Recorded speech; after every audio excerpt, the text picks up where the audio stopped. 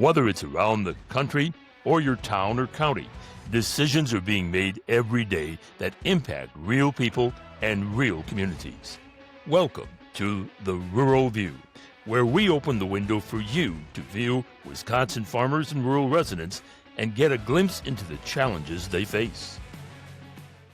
And welcome to Rural View. Once again, we'd like to welcome Kendall Riskedal. Tell us a bit about, first off, about your farm, how you got involved with Farm Bureau. Yeah, so my Farm Bureau story is a little interesting. My husband and I originally grew up in Illinois.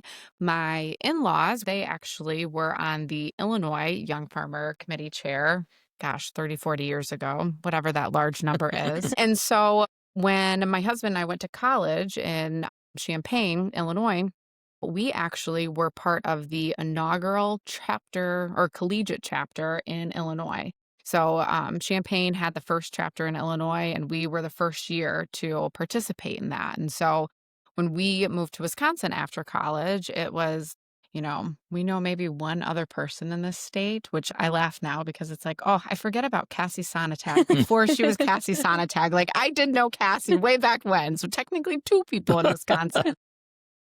But when we moved up here, we didn't have any friends. We didn't have a community. We didn't have activities to do. We frankly were faced for the first time in our lives that we could sit down and watch TV Monday through Friday night regularly, catch programming, and that was what we had to do. And so when we had kind of gotten our feet under us up here, it was like, we want to make friends. We want to do things and we want to find community. And so we had gotten involved. The only other person that we knew in Wisconsin was like, why don't you join our Young Farmer group? And that was the point that it was a really young group. Nobody had kids yet. We were meeting up every couple of weeks, having fun, doing activities. And that was really how we got into the Wisconsin Farm Bureau organization.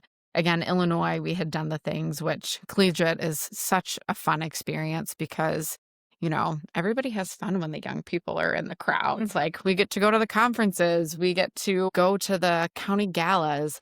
And ironically, that is how, and again, like my husband's parents knew CAO Brad Yukin. So it was funny when Brad got hired up here because we were like, hey, that's another Illinois guy. Like, we know him. We actually know this guy. Yes, and he's great. Like, we got a really good hire out of him. Like, he's great. But, collegiate was so fun because of all of those activities. So that was really my first window into that. And my husband, Darren, and I, we did, everything that you possibly could with Farm Bureau at that point. It was the county meetings. It was, the collegiate chapter club meetings, but it was also annual meeting, which Illinois goes up to Chicago. So we started to get that experience. We participated in the collegiate discussion meets, which was always really fun. And so, when we came to Wisconsin and we started getting involved in Farm Bureau, and it's like, it's different now because we're adults, but it's still the same thing. It's still Farm Bureau. And at the end of the day, it's community. So take that, fast forward about 10 years now.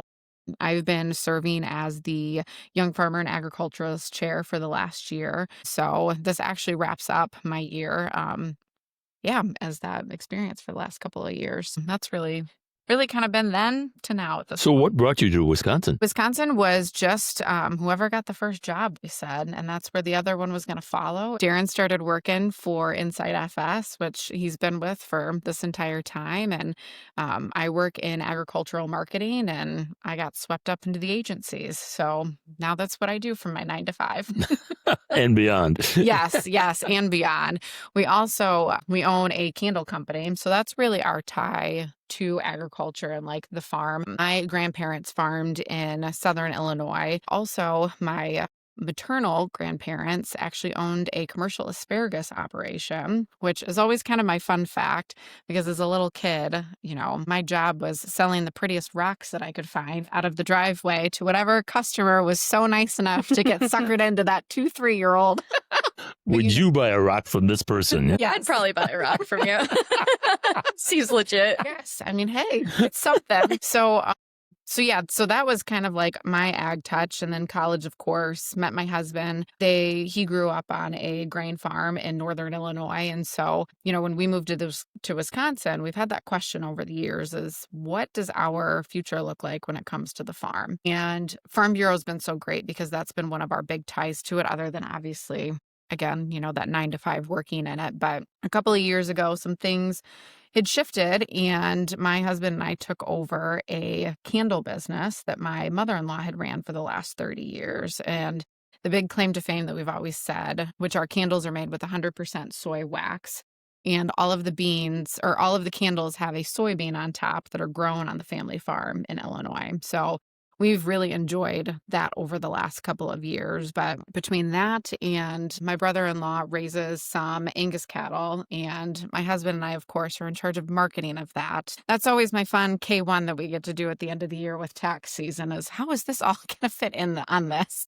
And yes, tax person, like, this is what we're doing. Yeah, that's kind of how we landed up here and how we keep staying involved in it. Which really brings up the question is, how does a young person get started in any aspect of agriculture, given all the input costs and so on? Mhm. It's incredibly hard right now. For my husband and I specifically, we every few years, frankly, have had that conversation of, are we moving back to the farm? And if we do, what does that look like?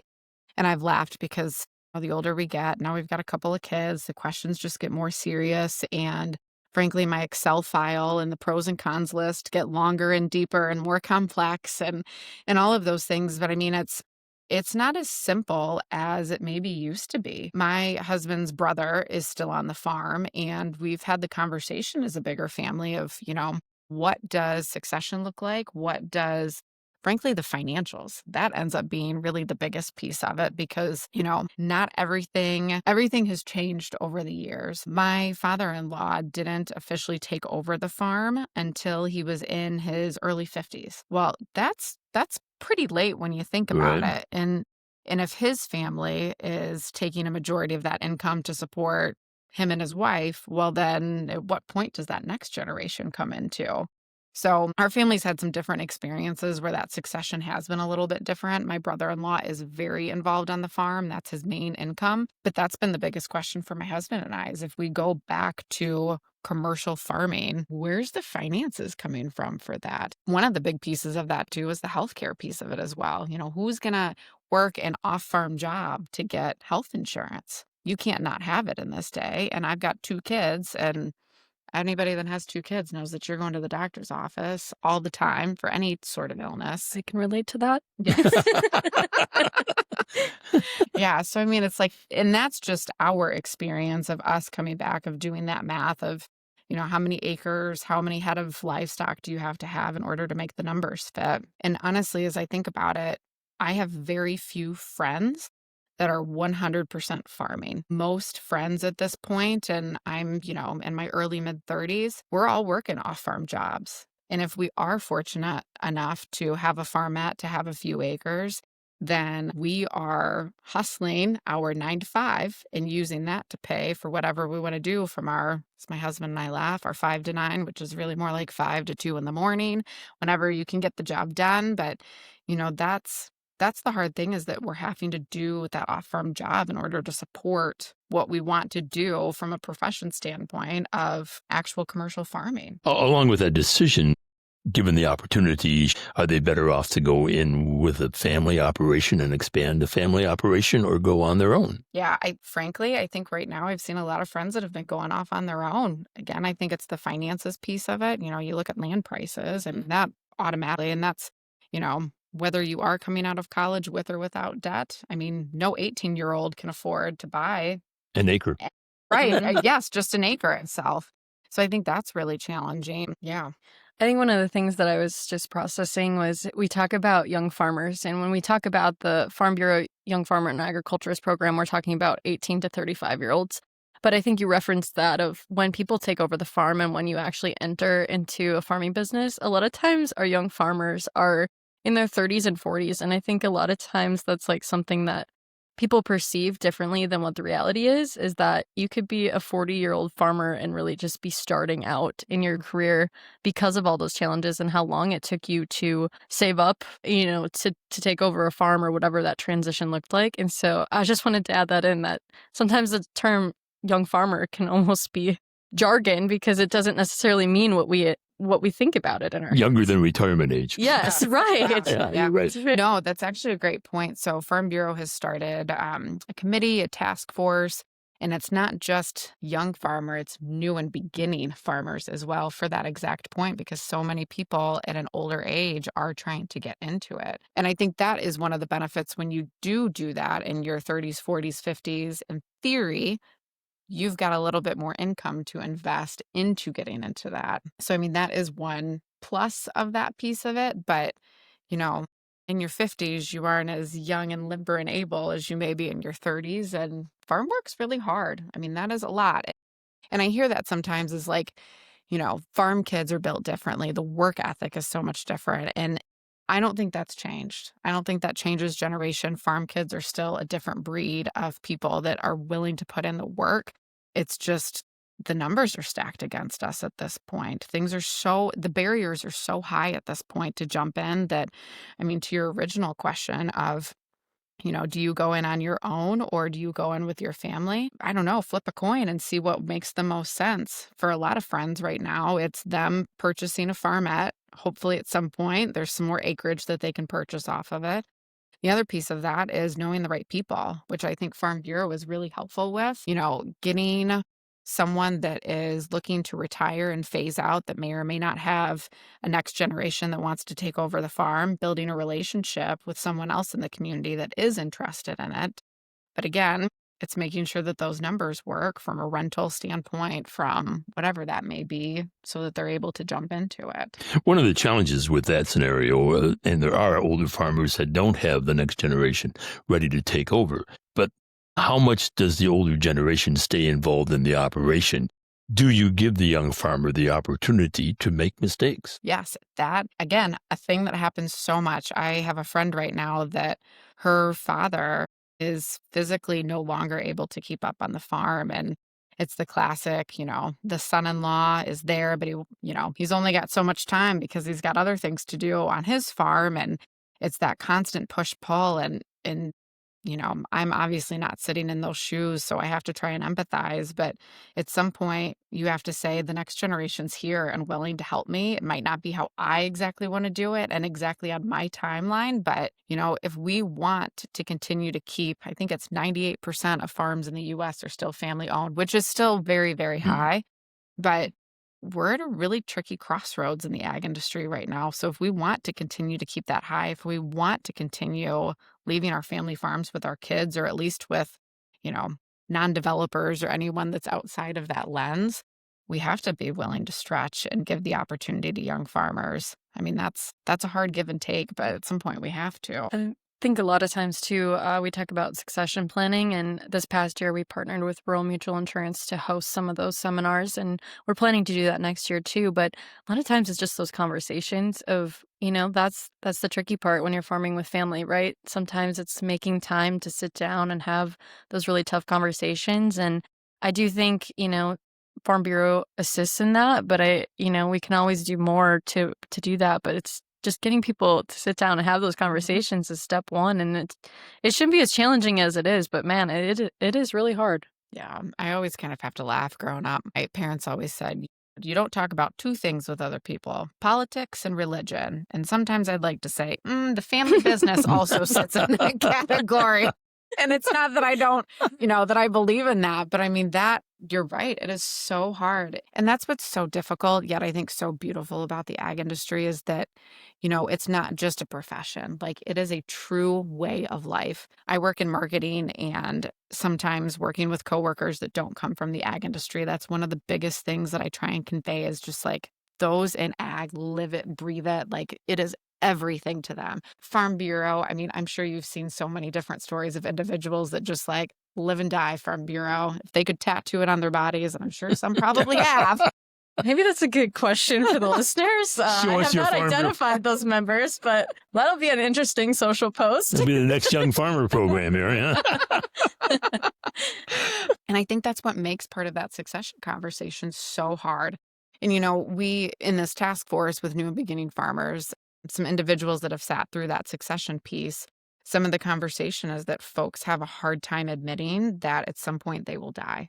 And I think that trips up so many individuals that they can never get to the vision of someday I'm going to die, but my kids, my grandkids are still on the farm. They're living that life that I just experienced.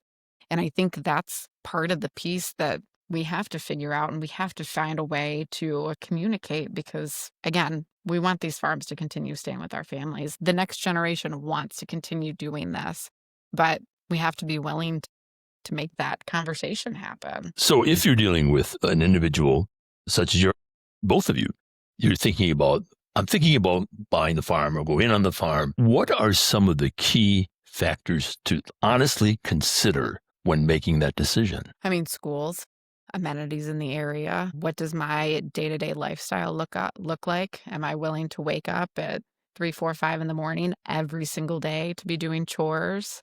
If shit hits the fan and you've got animals sick in the middle of the night, are you willing to do that? Do you have good community around you? If you want to take a vacation, do you have someone that can watch the animals? We run into that right now, and it's like, who around us is going to be able to do that?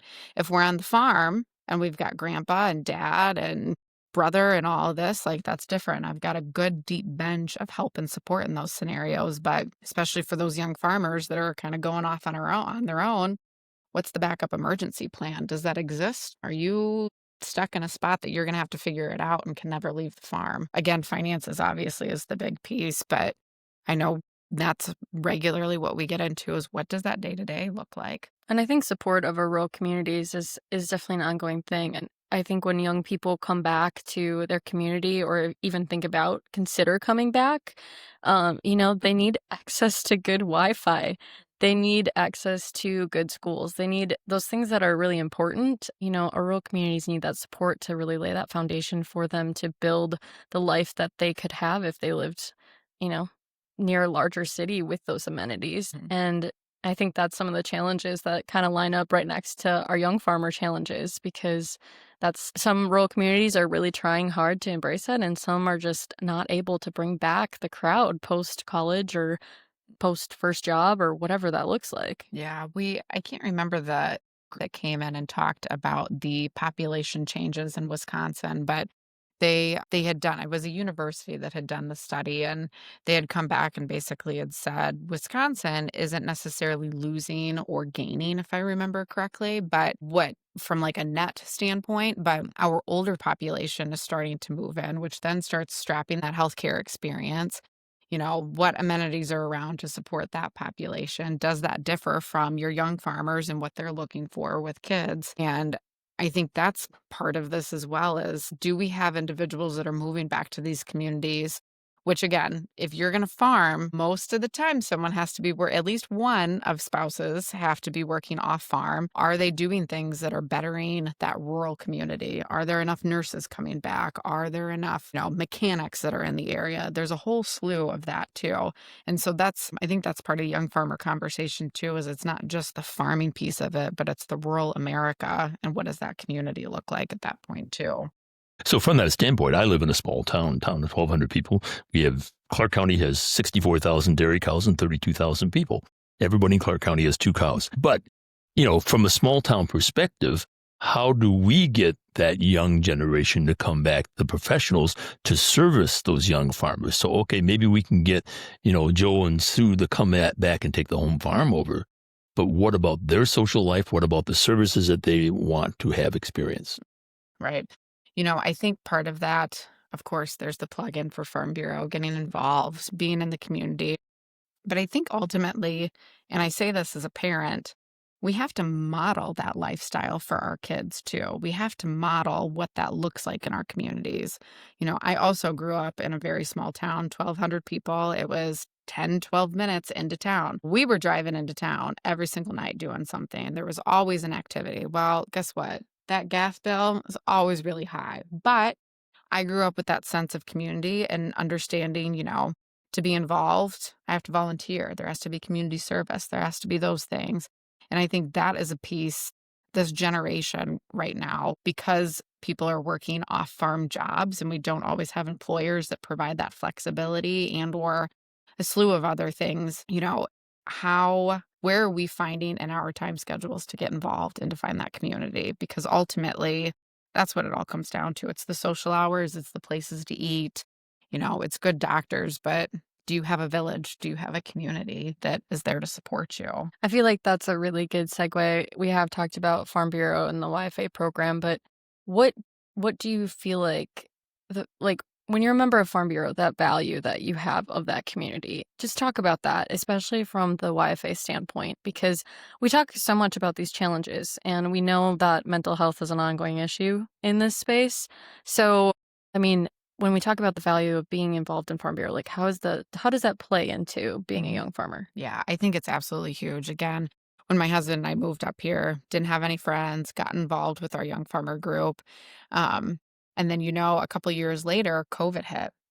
And our friend group likes to laugh about this because, again, we've got kids and we don't do any of these sorts of activities like we used to in our 20s. But, during COVID, we were all on lockdown. Well, we would hop on video calls with each other. There'd probably be 12 to 15 of us. And we were doing all sorts of, shenanigans in our own house on video. But we laughed because we did so much at that point with each other over Zoom calls. Like we had the most fun, which is so ridiculous because it was Zoom calls. But, we look back and it's like, man, like that was that friendship. That was that community building period, which, now again, mom with 2 little kids, it's a totally different season of life. We don't always get to see each other as much as we used to, but you still have that community that when something happens, good, bad, and different, you have people there that you can reach out and do things with. I think that's the thing with the 18 to 35. There's so many different seasons of life that's happening in that, whatever that is, 15, 18-year span. Math is not my thing. Words are my thing. I also can relate to that. 2 communications marketing gals right here. Bob, we're gonna need right here. We're gonna need Bob to pull through. He was in banking for a little while. So That's right. Okay, so are the numbers, yes. But there's a lot that's happening between that 18 and 35 years. And it's also that period of time where, your parents have raised you to be this type of human being. And now this is your kind of coming to life period of how am I actually going to, start representing myself? What are my values? What is going to be important? And I think that Farm Bureau piece, that community, you're being around people that are fairly like-minded, have probably pretty similar life experiences that can continue to mold and to grow you as that individual. And so I think Farm Bureau is great from that community standpoint because they're still involved. There's community service, there's social events, there's the intergenerational 70-year-old diehard Farm Bureau member, all the way down to the little kids that are just going along with mom and dad to a meeting and playing on the floor. I think it's just, again, Farm Bureau just provides that community. And I think that's so, so important. We were fortunate in my age group. We had what was called JCs, and the organization is still going, but it is just a shadow of what it once was. And I was fortunately part of what was the heyday. And it was that 18 to 35-year-old.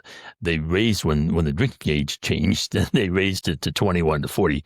But it did exactly what you're talking about with your Young Farmer program. That 18 to 35-year-old, how many things you have in common, that you have small kids, you're just starting out, you have no money, and you offer a lifestyle for them. You offer friendship for them. Mm-hmm. Yeah.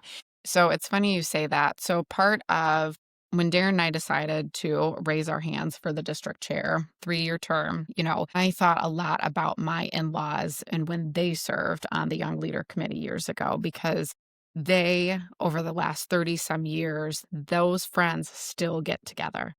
They lived all over the state of Illinois, but they still got together. It was still birthday parties. There'd be a summer, boating trip. And Darren and I had kind of laughed. And at some point I was like, Darren, like, we might find like some lifelong friends out of this. Like that may be like what we're seeing down the line. That's been really, really cool because that, again, like that's what Farm Bureau is. It's that community piece. Obviously there's the policy, there's all those like other wonderful things.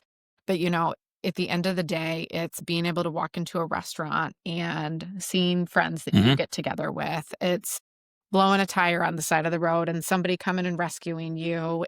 I've heard so many stories of people traveling to Mexico on vacation and running into some Farm Bureau member that they met from some other state 3 conferences ago. Like it's just, I don't know. And again, in agriculture, it's just such a unique industry, but it's such a small world And I think there's just so much respect that comes when you hear someone's involved in agriculture, that someone's involved in Farm Bureau. Like there's already a level of understanding that comes out of that. And it's just a good life experience that's really, really rewarding. Well, you mentioned Friends for Life because my wife and I had commented that our Christmas card list changed dramatically over those years.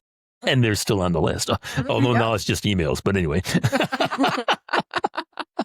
So as you are wrapping up your year as chair of the state committee, I mean, just take a few minutes here to just reflect, what are some proud achievements that you guys did this year? We've already talked about just so many challenges facing agriculture, but specifically our younger members. And I know you guys have been working really hard on trying to help meet our members at those challenges. So what makes you most proud about reflecting on the last year? Yeah, I think with this group of individuals, it's been really great to just see a lot of, frankly, individual growth amongst individuals. The other thing I'm really proud of at YFA conference the last few years, again, 2 small children. I'm a really, really big believer that kids don't just need to see you working hard in the barn. They also need to see you working hard in the boardroom. And I think that's also really important as a working mother. My kids need to see me out giving my passions and my talents to the world because I want them to do that one day.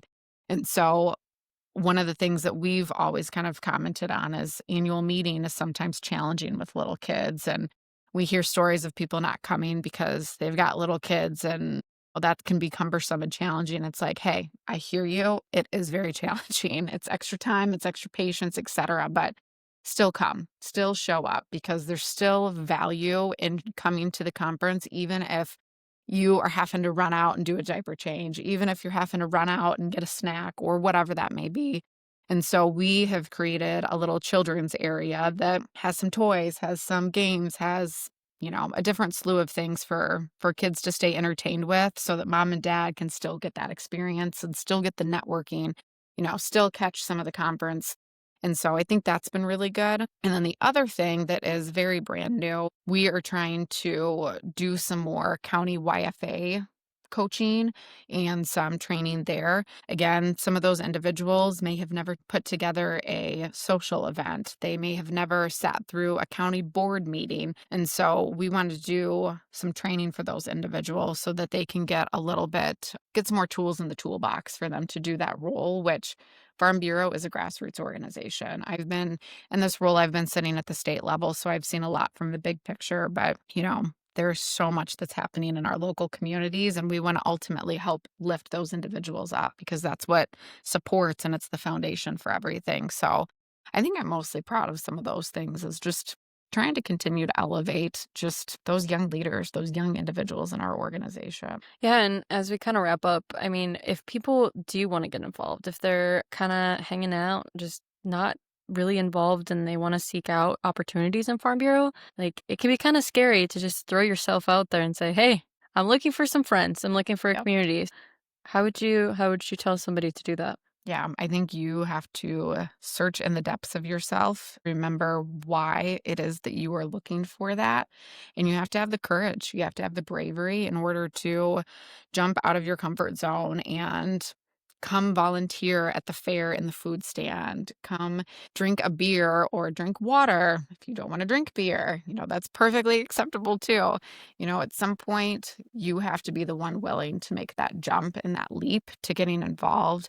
Each county has a different experience because, of course, each area has different needs from a local standpoint for what that group is built of. I think ultimately it's finding a connection and trying to just make that grow. Grab a friend. If you feel like you're too uncomfortable to jump in, grab a friend. Go jump in. As one of our friends, Mike Durst, likes to say, maybe you'll find your future wife or your future husband in this. So if that's not a motivator for I feel all like of our single folks. That's maybe a different episode. People who have met their significant others through Farm Bureau. And I'm sure Mike Durst would love to talk with us about that one. All right. Anything else you want to share with us before we wrap up today? I think that covers it. Awesome. Yeah. Well, thank you for joining us. Yeah, thank you. Thank you. Wisconsin Farm Bureau's Cultivate and Connect conference goes above and beyond other training opportunities. It's packed with fresh sessions tailored to real-life agriculture. From leadership stories, hands-on labs for promotion and engagement, to tours of real agriculture businesses. Register at WFBF.com.